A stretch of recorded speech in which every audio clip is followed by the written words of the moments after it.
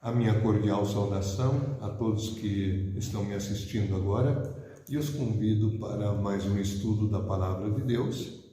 E neste momento queremos dar sequência aos nossos estudos, o estudo que iniciamos na semana passada sobre o Evangelho de João.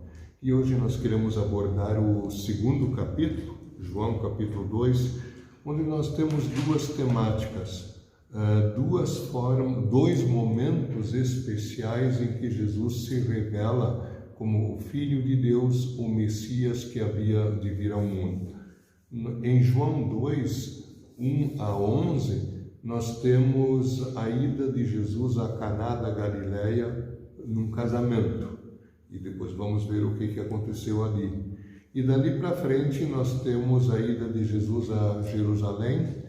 É a primeira das viagens de Jesus para participar das celebrações da Páscoa em Jerusalém. E o que aconteceu ali, pelo menos nos relatos de João, é a primeira vez que isso aparece, né?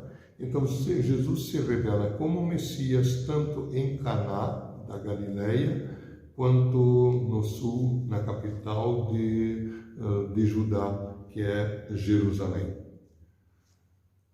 Ainda a título de introdução, dizer que nos primeiros 11 capítulos de João, praticamente a metade do seu Evangelho, nós temos uma série de momentos especiais, aparecem sinais ou milagres de Jesus, sempre revelando a sua glória.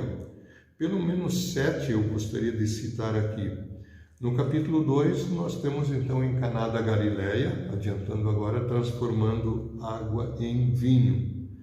No capítulo 5, no capítulo 4, 46 em diante, nós temos a cura do filho de um oficial.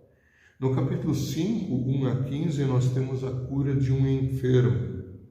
No capítulo 6, 5 a 13, nós temos Jesus alimentando milagrosamente uma multidão. E no mesmo capítulo 6, do 16 ao 21, Jesus aparece andando sobre a água. Segundo João não diz que isso aqui era um sinal especial, mas não deixa de ser, os outros são sinais especiais. No capítulo 9, nós temos a cura de um cego de nascença. E no capítulo 11, 1 a 44, a história da ressurreição de Lázaro. Desde o capítulo 12 em diante, daí nós temos grandes discursos, grandes ensinamentos, a paixão, a morte, a ressurreição de Jesus. E o João vai dizer, quase no final do seu evangelho, que ele relatou tudo para que os seus leitores creiam que Jesus é o Messias que havia de vir ao mundo. E é isso também que está provado, então, na primeira história de hoje, o casamento em Caná da Galileia. João 2, 1 a 11. Logo no início diz que 3 dias depois Jesus foi para Caná. Lá também estava sua mãe, os seus irmãos, os seus discípulos. Então era uma festa grande de casamento. 3 dias depois do que, obviamente, nós vimos na semana passada, que Jesus recebeu os primeiros apóstolos, assim, discípulos, alunos, seguidores, agora apóstolos. Ali em Caná, que fica ao norte, bem ao norte, uns 10 quilômetros ao norte de Nazaré, também onde Jesus tinha se criado, acontece essa festa. Uma festa grande de casamento entre os judeus, ela demorava 7 dias. E se tomava vinho que era o vinho caseiro, geralmente ele era misturado com água, era um vinho bem encorpado, vinho bem forte e misturado com água. E o vinho, no Antigo Testamento, ele sempre simboliza bênção, prosperidade e alegria. Claro que em nenhum lugar diz que as pessoas devem se embebedar, tá? Esse detalhe também é importante. Pois a certa altura acaba o vinho dessa festa. E aí a mãe de Jesus A Maria alerta ele: ué, acabou o vinho. Aí Jesus responde para ela: senhora, mulher, o que eu tenho a ver contigo? Não é uma forma desrespeitosa que ele a trata de senhora, não é falta de respeito. O que eu tenho contigo poderia ser traduzido também por: o que isso tem a ver comigo? O que isso tem a ver contigo? Isso não tem nada a ver conosco. E Jesus acrescenta uma palavra enigmática: ainda não é chegada a minha hora. Em João, no Evangelho de João, quando Jesus fala da sua hora, ele está se referindo à sua posterior morte na cruz, a hora dele ser glorificado na cruz. Parece uma contradição, mas é a glória, todo o poder, todo o amor de Deus pela humanidade aparece justamente no escândalo da cruz, né? E ainda não chegou essa hora. Eu não vou ser revelado agora ainda, mas Jesus, ele não explica isso agora. Só depois da sua ressurreição é que os discípulos entenderam tudo. Mas a Maria daí ficou quieta, mas ela disse para os outros: ela é uma mulher de fé, ela sabe quem é Jesus e que alguma coisa então ia acontecer. Ela diz para os serventes, né? Façam tudo o que ele lhes disser. Aí ali estavam 6 talhas de pedra ou grandes potes de pedra que os judeus usavam para as purificações. Na pedra, a água ela fica pura. Eram talhas grandes, potes grandes. A arqueologia prova que existiram, já se descobriu também. Entravam mais ou menos 700 litros nesses 6 grandes potes. E Jesus diz, então manda encher de água. E daí manda levar para o mestre-sala para provar.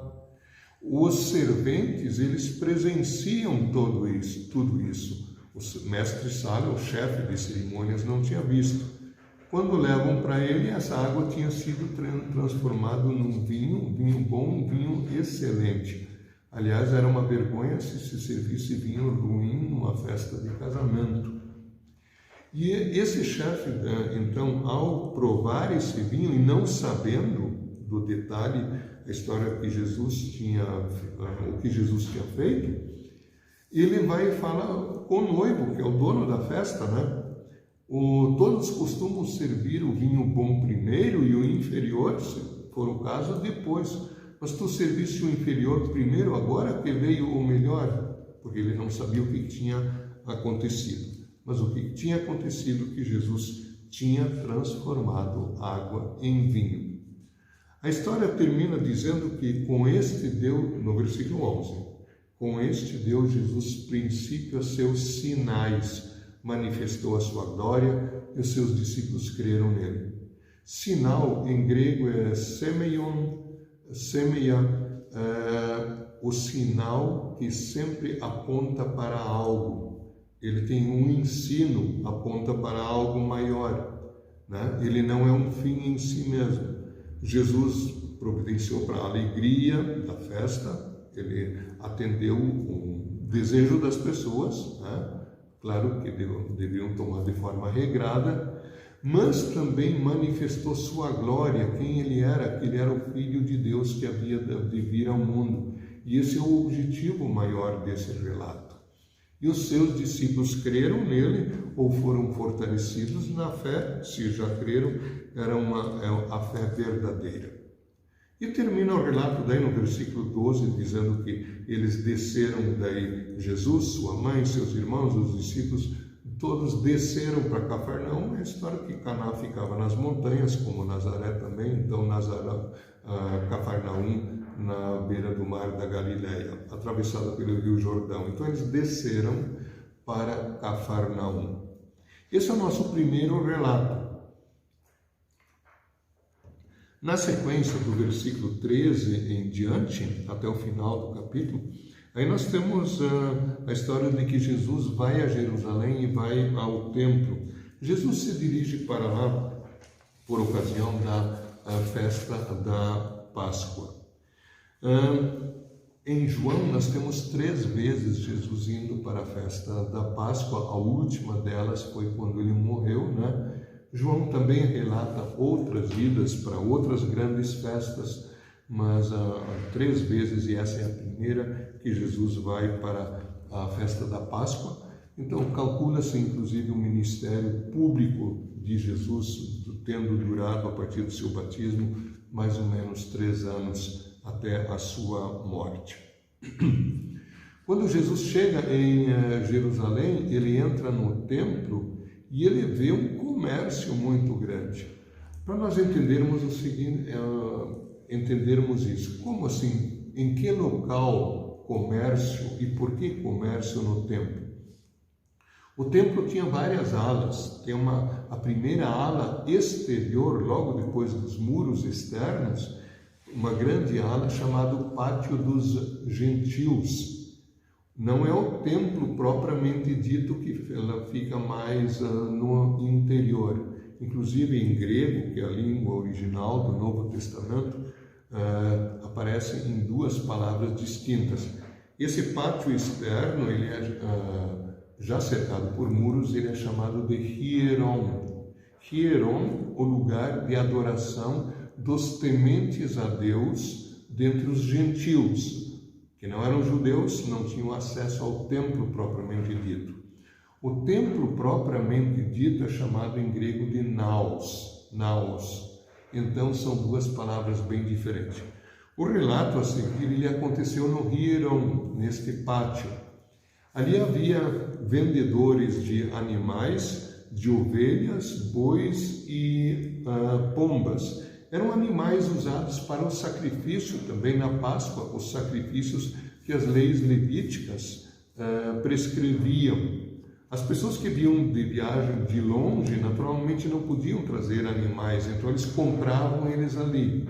E também havia cambistas para fazer troca de moeda. Os estrangeiros de vários povos que vinham para essa festa, os judeus tinham sido muitos anos espalhados no Império Romano afora, eles vinham para essa festa, então tinham que trocar o dinheiro por uma moeda local aceita no templo. Só se podia aceitar esta moeda, então havia cambistas. Essas pessoas, a rigor, não tinham direito de estar dentro dessa área, impediam o culto, a adoração dos tementes a Deus dentre os gentios. Eles tinham que estar dentro do lado de fora. O comércio em si não era ilegal, mas a questão é que nessa área sagrada eles transformaram ela em local de vendilhões. Os vendilhões tomaram conta. Jesus virou as mesas dos cambistas, fez um chicote de couro e expulsou todo mundo dali.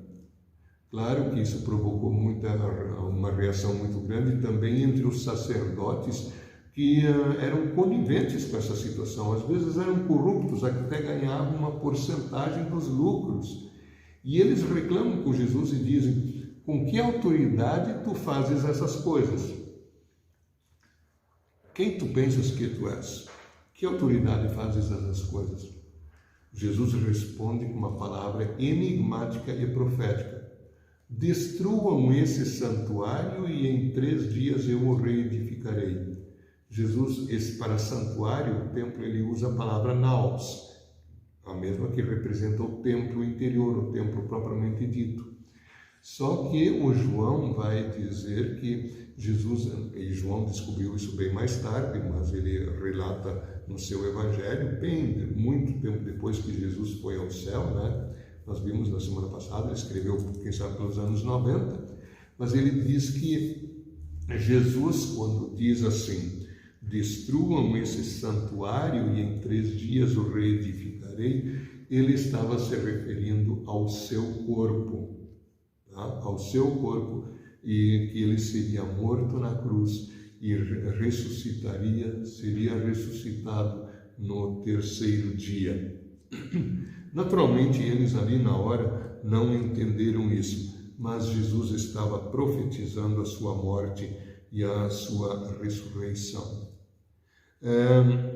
Ali diz que muita gente em Jerusalém, durante a festa da Páscoa, creu em Jesus. Muitos creram nele por causa dos milagres que ele fazia. E adiante, no final do texto, diz: mas Jesus não confiava nessa fé. Jesus vê os corações, ele sabe se um coração é sincero ou não. Ele sabe se o nosso arrependimento é sincero ou não. Ele sabe se a nossa fé nele é verdadeira, se nós cremos nele, na sua morte e ressurreição, como a causa da nossa salvação, que Jesus derramou seu sangue por nossos pecados, ofendiam a Deus, faziam separação entre nós e Deus, né? Ele nos convida a todos os dias vivermos em sincero arrependimento e verdadeira fé nele, né? A nossa fé não deve ser falsa, ela deve ser uma fé verdadeira. Assim como no final da primeira história do casamento em Caná da Galileia, os discípulos, eles creram nele, era uma fé verdadeira. Aqui em Jerusalém, muitos tinham uma fé falsa, uma fé superficial. Assim como muita gente também hoje tende a crer em Jesus à medida em que Jesus é um milagreiro que só resolve os problemas do aqui e agora. Mas a verdadeira fé, a verdadeira confiança é crer que Jesus providenciou eterna salvação com seu sacrifício na cruz por nós. Fiquemos nessa fé todos os dias. Vamos orar. Amado Deus e Pai Celestial, muito obrigado por mais essa oportunidade de meditação na Tua Santa Palavra. Concede-nos crermos sempre em Jesus como nosso Salvador. Que nossa fé seja sincera, seja verdadeira. Que nosso arrependimento dos pecados que cometemos todos os dias, que o nosso arrependimento seja sincero, nossa fé verdadeira. Concede-nos isto pelo Teu Espírito Santo, em nome de Jesus. Amém. Muito obrigado por estarem conosco e até a próxima oportunidade.